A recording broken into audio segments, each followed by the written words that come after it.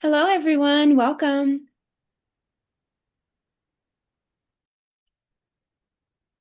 I was like, it's not letting me join from my personal. All right, and we are live for our first webinar for back to school. Guys, thank you so much for joining. As you Yay. guys keep joining, we're just going to go over some webinar norms real quick. I'm going to attempt to share my screen today and see if it likes me. All right.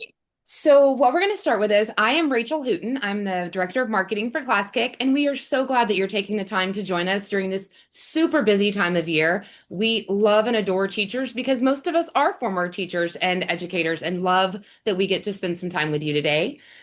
First of all, chat is viewable and chattable to panelists and the host only. So please don't worry if you can't see what others are chatting. We've intentionally made sure that the chat was not viewable to everybody so that you could feel comfortable asking us questions on the download. Additionally, the Q&A is open for questions, and it is the preferred way for us to ask questions that would impact the entire group. If you have one-off questions, absolutely put them in the chat. But the Q&A is where we want those questions that you think other people might benefit from seeing as well. There will be a survey, a Google link survey will be shared with you in the chat that you can see once the webinar gets going. And then finally, those giveaways will be announced in your follow-up email with the recording and the freebie. So please make sure you check for your follow-up emails. And if you aren't receiving them, we will give you information on how to do that later. And with that, I will turn it over to Katie. Hello, everybody. Thank you guys so much for joining us. We're super excited for you to be here today.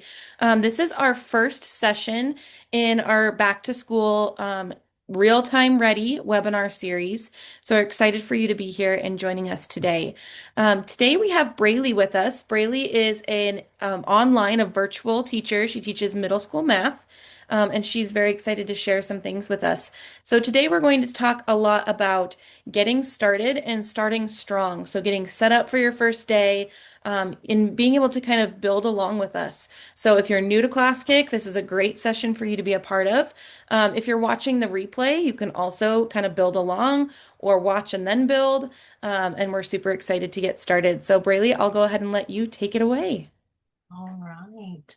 I have a demo lesson that I will show in just a second that you guys are all welcome to join as a student. I believe I can throw that link in the chat box. But just real quick for anybody who is like getting started with Classkick, I wanted to make sure you guys knew where our libraries are located. So once you guys get signed into Classkick, you can click on your name and it will say hello, Mrs. or Mr., whatever your name is, and you can come to templates and libraries. When this first initially loads, it's going to be whatever your district library is if you are part of a pro plan that's purchased from your school. So if you are a part of a pro plan, that is going to allow you to see all of the lessons that teachers at your school have made and have set to shared. So that's another awesome feature of that pro plan is it makes it really easy to see what other people in your building or in your district are making. So instead of reinventing that wheel, we can share resources. So you would click down here and come into that public library, and all of these lessons are lessons that the coaches have gone through over the summer, and we've made sure they are good to go for you. So you can search by whatever subject you want, whatever grade level. You can do just like keyword searches. So one of the ones I've really been showing my team, if you search welcome, there is actually a kicking it into Classkick, and you can add this into your library. And this is great to use with students. It goes over all of the different tools that they're going to be using and getting them familiar. So that's a great week one, jumping right back into it. Even if your school used Classkick last year, You're still going to have those kiddos that are new to the school or new to the program or just need to dust off those cobwebs. So this is going to help all of them get a little more comfortable. In that library, you guys are welcome to save any of the lessons that are in there. Just know if you are on a basic account instead of a pro account, you will be capped at 20 lessons in your library. So when you come to your all assignment section, you can only have 20. So you would have to delete a lesson in order to make room for another lesson. So again, another way that pro is awesome, you have unlimited. You guys don't even want to see my library. I have 50 million lessons and copies of copies of copies of lessons. So you definitely want to get pro if you can. It's amazing. Another great thing about pro is you can have your students on portfolio accounts. So in the beginning, when my school, even though we were a pro school, we did not use the portfolio accounts. And so I'm sure if you've used Classkick before, you know the headache of having students log in by typing in their name, and it has to be typed exactly the same way, or they can't get back in and it adds a new student to your roster. If you have portfolio accounts, then you can create a username and password for each of your students, or your district can do that. If you're a Google school, it can be associated with their Gmail so that they can just hit sign in with Google and all of their work is saved. So that has been beautiful for my school over the last school year that we finally started using those. This is just what I wanted to show you guys what the student view looks like if you have a portfolio account for your students. So when they sign in, they're going to see every lesson that you have assigned to them, and they can quickly identify with the blue dot. Those are lessons they have not accessed yet. So they have never even opened them. So that's where they can quickly see this is the brand new lesson. On the teacher side, you also have the ability to pin a lesson to the top. So it would throw it to the top of that folder for your students, making it even easier for them to find. They can see how many points that they have scored on a lesson if you have the points turned on. And then if you have given them any feedback, so that could be writing on their slide, adding a sticker, messaging them in the chat, all of those are going to show here that they have feedback to view in that lesson. And they can click on that number and see what slide it was and be taken to that slide. So that's really awesome to keep those students engaged in a lesson even after class. Huge that they can go back and review whatever you guys were doing. I am going to go ahead now and send you guys the link. I think I still have it pasted. Let's see. Yes. Okay. This is the student link to the lesson that I have up on the screen right now. And this is going to be kind of a little giveaway that you guys are getting at the end. You guys will get your own link to be able to have the teacher and student version of this mini Lego person. But once you guys get signed in, you will go ahead and sign in using your first and last name. I did not set you up with portfolio accounts for today. So you'll sign in with your first and last name, and then you can go ahead and start creating your Lego person. And I will join this as a student so that I am not, oh, it's mad at me. It doesn't want me to do that. It doesn't want me to do student view. What happened? Interesting. I wonder if it says I'm signed in two different windows. Let's try it again. Nope. It's doing that to me too, Braylee. Hang on just a second. Just see if Okay. can double-check it. I was like, it might did be we the- crash the system? I think it's the link. Hang on just a second. Well, even when I went to just Classkick and tried to log in, it still gave me an error. Interesting. It's not virtual education Maybe without there's a too many of us. technology glitch, guys. So, That's so true. oh, there we go. It might work now. Is it gonna let me in? Oh, it let me back in. Let's see if it lets me do the student preview. Yeah. Okay. Oh, good.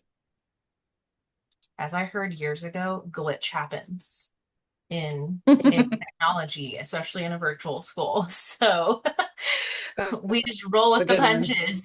You get really good at pivoting fast. But in here, once you guys get logged in, all of these pieces are draggable. So they are manipulative pieces. So you can click and drag your hairstyle, and then down at the bottom, there are some accessories that you can add to your Lego person. And you guys are welcome to go ahead and start clicking and dragging on that when you get signed in. Let's see if, oh, we've got a few in there. I will hide everybody's names to make you guys anonymous.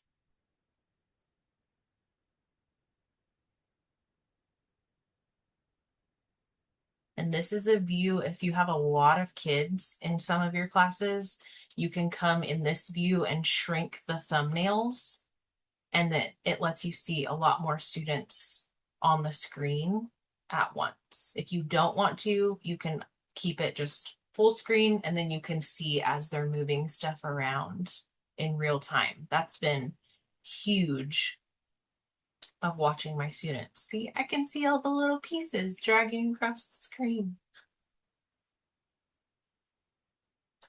All right, in my student view, I'm going to click and drag. Let's see.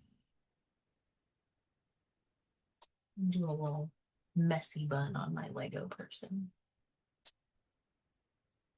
And give it some glasses.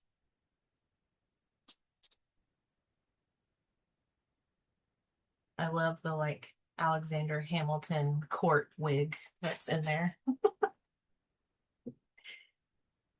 And you guys are welcome to, oh, I would have to move him down to the other section. If you move him down here, you can put him on a stage or put her on a stage.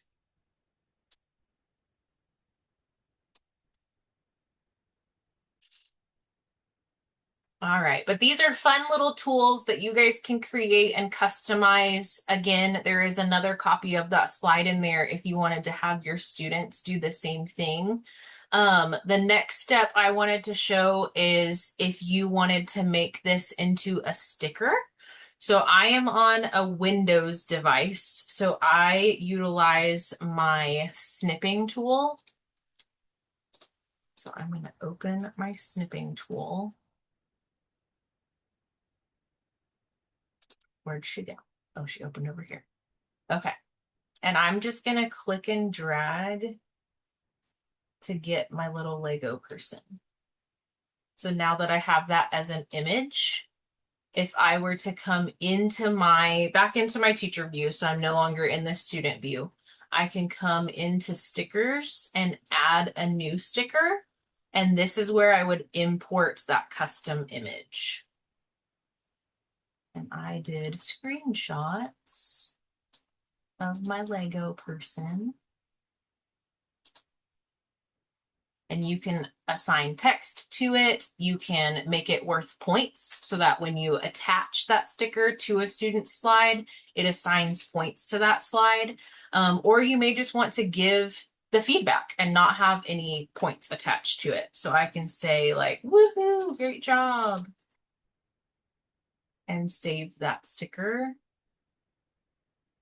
And we're going to see how massively it made this sticker. But I can come down and add that sticker on everybody's slides that has answered. Oh, there's more. I was scrolled down. I wasn't seeing everybody. You can also choose to apply to many up at the top, and you could bulk select all of these and apply that sticker to everybody at once if you wanted to do that as well. The last thing I wanted to show, I put in a couple of slides from some of my other lessons, and these are just a couple of my favorite features of Classkick. So on this slide in particular, this is a GIF that I have embedded into the slide. So if you do links, they will show up like this for students. Sometimes I just want it right there in their face. So that way they don't have to click on anything and it is just going to play over and over and over again. This was the only GIF I did last year, and my kids, when they clicked to this slide, immediately were like, why do you keep graphing the point over and over and over again? And I'm like, that's not me, guys. Like that's a GIF. So they thought it was really cool that something was moving on the screen on its own. So those are always fun. If you have any sort of screen recording software, even like Google Vids or anything like that, you can screen record yourself in any program and turn it into a short little GIF. You would just add it as an image if it was as if you were just adding like a regular image, and it will let you put it in here. You can resize. So if I wanted to make this smaller, I could, but I wanted it to take up the original space that was there. So those are always fun, adding in GIFs. The other piece that I absolutely love is manipulatives. So we really dive into transformations specifically in sixth grade, which is what I teach. And so this has been really impactful in a virtual setting to allow my students to quickly perform transformations, because I can upload an image and then upload a manipulative version of that same image, and my students can click and drag to translate that shape. Or they can click and rotate that shape if they needed to perform a rotation. So that has been huge. I'm a huge proponent with setting up stuff like this. I do most of that in Canva because you can export images with a transparent background. So I will go build everything, get everything ready, and then export it non-transparent and transparent so I can get my image and then get my manipulative pieces. But this has been awesome. Lots of manipulatives. Those are always my go-to whenever I can. When you do add manipulatives, I do recommend, if you can get your image to have all of the pieces that you're going to use, that's going to save you time. So for example, if I wanted to add these four, but wanted them to be four separate things, I can just click and select this first image and then choose to add another so that it can put these in here as four separate items instead of one big image. We'll add those in there real quick. And once manipulatives are in there, you can resize them. So if it put it in there really, really big, you can make it smaller or make it larger. Wherever you place it on the screen will be its starting point for the students. And then they will be able to move it around and manipulate wherever they want it to go. If you want another version, so say I wanted 2 of option D, you can use your keyboard shortcuts of Control C, Control V, or every element you put into Classkick, if you select it, you will have a duplicate button up here at the top. And that, like I said, applies to every element. So multiple choice, fill in the blanks, images, manipulatives, all of that. You can duplicate and it will make another copy for you. All right. Katie, is there anything specific that you guys would like me to show, or any questions that have popped up that I can address? Yeah, that's great so far. One thing that I was thinking would be great to show these teachers is just kind of walking them through how to start with Classkick, just how to get even an account set up, how to create Yeah. an account, and then maybe once they're in, just how to like kind of start from scratch and start an assignment, just so you can kind of get some of those basics, I think would be really great. So if you do not currently have an account, you can go to classkick.com and choose this sign up for free option in the upper right hand corner. You would select that you are a teacher, and then you can choose what method you want your sign up to be. If you are not a pro school, this is also the process you would send your students through. They would just choose, I'm a student, since they wouldn't have the portfolio accounts. But once you are in, you are going to receive like a welcome, there's a welcome lesson that pops up in your assignment library that you can click through. But then your main screen will look just like this, just without the extra assignments. When you are ready to start building, you can come to create new. If you guys already have stuff from Pear Deck or Nearpod or Google Slides or anything like that, download those as PDFs or JPEGs or something like that, and you can upload from a file. So, like, I think I had one I did just the other day, actually. Yes, so this is a lesson I had. I downloaded it from Canva, and it's a PDF, and it's 16 slides. I'm just going to choose to import all of the slides. And what that will do is it's going to take every individual Google slide or Canva slide, and it's going to make it a slide in a Classkick lesson without you having to individually upload images or download stuff from those programs and put them in here. So it's going to give you a quick start of getting your lessons transitioned into this program. And then all you would have to do is go in and build your multiple choice, your fill in the blanks, add manipulative pieces, like anything like that. Basically anything that any of the other programs, the interactive piece is what you would build in from there. If you don't have anything to start from, then you would just choose to start from a new blank assignment, and that just gives you blank slides. And you are welcome to import a background. So you can import one of those images as a background. You can add Classkick text boxes, input images, anything onto the screen, just starting from scratch if you haven't built anything anywhere else.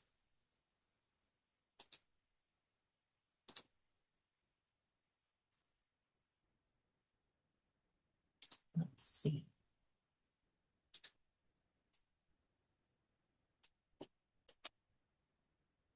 Was there any questions in the chat, Katie? I feel like I can't Oh, see. yes. There is a question. Somebody said, after the basics, can you please show us the new beta features? So we can go ahead and do kind of like a quick overview of those, but one of our sessions is going to dive like super deep into those. So I'm excited for that. But if you just kind of want to show them what is in beta right now, then that would be great, just to kind of show Yeah. them what's there.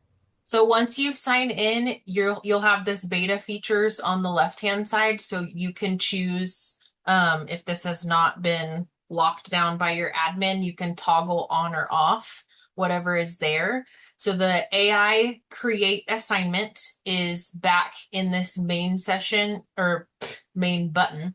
You would choose AI assignment create, and that will walk you through a couple of prompts, getting some information from you, and it will use AI to help create a basic version of a lesson for you. So again, helping you not have to start from scratch. You are welcome to add and remove slides from that as well. So if you wanted to combine that with something you already have, you could do that as well. The AI grading is an AI fill in the blank. So when you go to add a fill in the blank, it is a type of fill in the blank that you can choose, and you can set essentially like a rubric of this is what I'm looking for in this answer, and it will grade for you. So that's going to be really awesome this year for like the ELA, social studies, science, like things like that, for getting some of those blanks auto graded instead of having to have one specific answer, which we typically have in math. But in the other subjects, sometimes you don't have one specific answer. So the AI box is going to be really helpful to help finally get some auto grading ability for the other subjects. The student helper is an AI that you can turn on. It will analyze your entire lesson. And then when a student goes to raise their hand, they have the option to choose AI help. And it pops up a little chat box on the side, and they can chat with AI. And the AI analyzes anything you've put in your lesson. So anything you've drawn, text boxes, audio recordings, anything like that, it will analyze that to then help the student. And the student can chat back and forth with the bot. The teacher can see a transcript of that conversation on their side as well. So that was hugely impactful for my team. Releasing our kids to AI, we're like, well, at least we can see like exactly what AI told them or what they asked AI. And it's been pretty great so far at not just giving them an answer. It definitely helps lead and ask leading questions instead of just straight giving them an answer. We're going to probably heavily use that on our study guides this year that are built into Classkick. So as students are working on those outside of class, they can ask the AI helper for assistance if they have a question about something. That's awesome, Braylee. Thank you so much. Yeah. Sherry is asking about saving her lessons. Does she have to do anything to save her lessons? Do they automatically save? And then I'm curious about that for students as well. Can you talk to that, like about student work, what they need to do to submit, or how does that work? So if you have it in your library, it is saved and it works kind of like I tell my team it equates to like the Google Suite, where as you make a change, it saves that change. So in the lesson that I just had you guys working in, I added those manipulative pieces. I did not have to hit an additional save button or anything like that. It will save changes in real time as you are making those changes. It is the same way for the students. So as they are writing on their slide, answering stuff, it is saving their progress in real time. There is currently no submit button on the lesson. What we recommend our students do, we put a slide similar like this at the beginning of our slides that tells how they're going to be graded and then instructs our students to raise their hand and select please check when they are done with their assignment. So they can come raise their hand and choose that please check option. So on my teacher side, I can see this student has raised their hand on this specific slide. So they are indicating to me that they are done. That would be something that you or your team would want to talk through and come up with a procedure that works best because it's not one size fits all, and there's lots of different ways that you guys could indicate or have your students indicate that they're done with the lesson and ready for it to be graded. Okay, somebody is asking about some of those tools. They were saying that you mentioned multiple choice and fill in the blank, and they'd like to know a little bit more about that. So what do those do and how do you put them in? Yeah, so when you are, I will build it in the same lesson so you guys can see. When you are building a multiple choice question, you'll want to set up your question. So I will do, let's see, which is a primary color? And then I'm gonna do just like 3 options. Okay, so I have all of my options here. And then from my toolbar, I'm going to select to add multiple choice. And you will get a pop-out menu on the side. So here you will eliminate any choices that you don't have. So for this question, I only have 3 options. And then I've told my teachers a couple of different ways that you want to set this up. If you want there to be a correct answer, you can select that answer and assign points or not assign points. You don't have to, but if they get it correct, it would assign the points on that slide. and it just gives you a little draggable piece. The other way that you can do this is to not set a correct answer and add it. It still gives you that draggable piece. On the teacher side, it still shows you the same information. So if a student selected A on this, I would still see an A on their box when I'm in the View Work tab. The plus to this for a lot of us is that the student can't just click through the options until one of them turns green. So you are getting a true answer from your students. You just lose that auto grading feature. So you'll just have to weigh which one is more important to you in that moment, or which one is less of a workload for you in real time for your students. If you have the correct answer and you have points turned on, then as students hit this button, which mine has updated, it will turn green or turn red so that they can see if they are correct. If you did not have an answer, they just stay gray, but you will still see it the same on the teacher side.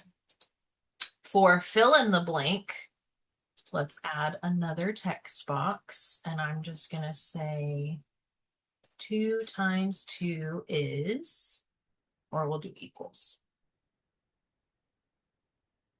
And you hit this little dotted box. This is a fill in the blank. And you can click and drag your fill in the blank to be whatever size you want it to be. If it was a math text answer, so let's say that I wanted an exponent as an answer, there is a STEM keyboard, and it pops up giving you all kinds of different options, and the students have this same STEM keyboard. So whatever you're asking them, they will be able to type in fractions and exponents and all of those different formats of answers. If it's just a regular answer, then you can add an acceptable answer. So if I wanted that correct answer to be 4, then on the student side, when we type that in, it will grade it and award the points. If you did not set points on that fill in the blank, it will give them a green checkbox saying that they are correct.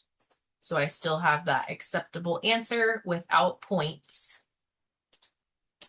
And this time it will just turn a green checkbox if that is correct or not.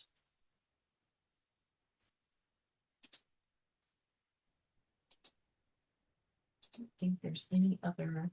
Braylee, can you have more than one acceptable answer? Like if you would take it in word form or something? Oh yeah. Especially like I said in math, like if my answer was 0.25 or 25 hundredths, you want to think about any possible way that your student could type that in. So I could set with a 0, without a 0, or typing out the words if you think one of your kids is going to type out the words. When we got to money, sometimes my kids will put the $sign, sometimes they won't. So I would have the $sign with a 0 or the $sign without the 0. You can have all the different options also in STEM keyboard as well. In STEM keyboard, the biggest one for us is the multiplication symbol. If you hit that on the calculator, it puts the dot between the numbers. If you hit the X on your keyboard twice, it puts the actual like X multiplication symbol. So we always have to set up multiple answers because some of my kids will hit the X and some of them will hit just the multiplication and put the dot. So you want both of those to be counted correct. So, and while you're working, when you're in the View Work tab, if you have a student that types an answer that you want to mark as correct on those fill in the blanks, you can accept that as an answer. So if something was wrong and I go and view, let's see if anybody actually typed something into a box. Well, here, I can get wrong answers really quick. I can go change what the correct answer was. So this was supposed to be, we'll just say 2. And you guys are seeing in real time, one of my other favorite things about this product is that the changes are in real time to the student version. So if you're live in a lesson and all of your kids are getting a question wrong, you can go, oh, do I have the right answer set on that question? And if not, you can go fix it really quick, and then it will update and regrade all of your student stuff just like that, instead of having to launch a new lesson or end the lesson and restart the lesson so that they get the update. So that's a huge updated feature for us. I don't have anybody that did it that had typed on that slide. Maybe if Um, somebody that's watching wants to type an yeah, if answer in somebody there, wants that to would be type a helpful. wrong answer into one of the blanks, you can be my guinea pig.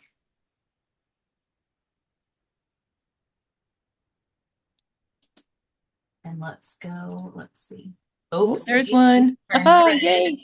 Dazzling dinosaur for the win. All right. So if we wanted this to now be a correct answer, I can click this little caution mark that pops up under it, and it's going to add that to my list of acceptable answers and mark that correct. And then any other student that typed it that way, it will go mark it correct for that student as well. So that's big because you never know. Some students find the most odd ways of entering stuff into fill in the blank answers, but you're like, technically it's correct. I would accept that as an answer. So that's big, a big update. And it saves that. So that way, from class to class, if you have assigned this lesson to multiple classes, then that's going to take effect for the other rosters of your students that are using the same lesson. You're not going to have to remember from your first period class to go update that answer for period 2. It's already going to be updated for those students as well, as long as you use that same lesson. There's another question in the chat, Braylee, asking about capitalization. Does the fill in the blank check for capitalization? No, it does not. Do you have any suggestions on how teachers could do like a capitalization assessment or something? I have an answer if you don't have one. I'm putting you on the spot. That's And you one probably with don't do being in that. math. I haven't thought through that one because That's okay. Yeah. That's a tricky one.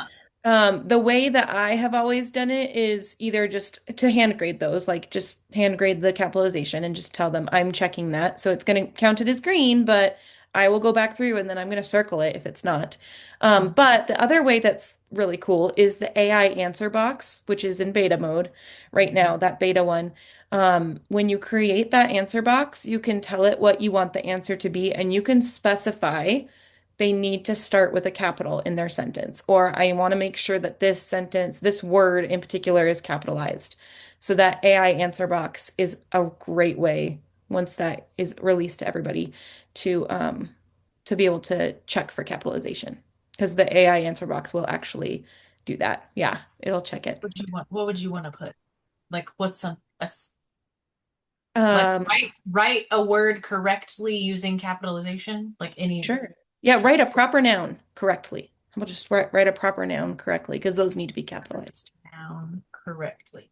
Because then you can also, in the fill in the blanks, you don't have to set a correct answer. You can just Yeah. leave this blank, and the students would still be able to type into it, and then you can manually grade it and award points. With the AI box, you can choose what rubric, what information you want in there. So, For that. Braylee, go ahead and type in your question there. Type the write a proper noun correctly where it says, what are you asking the student? This is pretty cool. I know we're getting a little bit into the weeds here of AI, but it's great. And we'll get more into it in one of the later sessions, but it will sometimes it will come up with a rubric for you, which is really cool. But in the rubric section, you could just type something like make sure that it's a proper noun and that there's a capital letter. And the first letter is capital. Yeah, the first letter is capital. Yep, is capitalized. And you could even put like a proper noun, like in print, or yeah, a proper noun is a person, place, or thing that is named, not just an object or Yeah. yeah, named. Let's see if that works. Try that in your student preview and see if it does something cool. See what it tells me. You chose a proper noun, which is great. Remember, they always start with a capital letter. Try writing it with the first letter capitalized next time. So it gave you the feedback, but it actually gave you a point, still the point, because you did a proper noun. On that one, what you might do is do like make it worth more points. You could make Mhm. it worth like 2 or 3 points so that when the student does it, they have to um, make sure that it's There. capitalized to get, yeah, now it only gave you 1 point. So then if I go change it, It should, yeah, there you go. I bet it's check going to give you it two now. and give me two Yep, out of 2 points. 2 out of 2. Perfect. Yes. So There you with go. the You can hold. AI, you definitely want to play with it and get in the student preview and see if your students type in different things, what it will do so that you can guide the AI more to grade it correctly for Mhm. you. Yeah, this teacher says she teaches sixth grade history and they have a lot of location names. Students Mm, struggle with not capitalizing those properly. So that would be, I think, the way to go for your class for sure. yeah. Ooh, this is a great question. What is the easiest way to make a copy of these slides? Braylee, do you want to talk about that? What we're going to send them? Um, the easiest way to make a copy of this set of slides I specifically. think so, yes. Okay. I would share this link in the chat. That's great. We'll also be emailing this. So Braylee will share it with us in the chat, but it will also be in a follow-up email where you'll get links to all the things.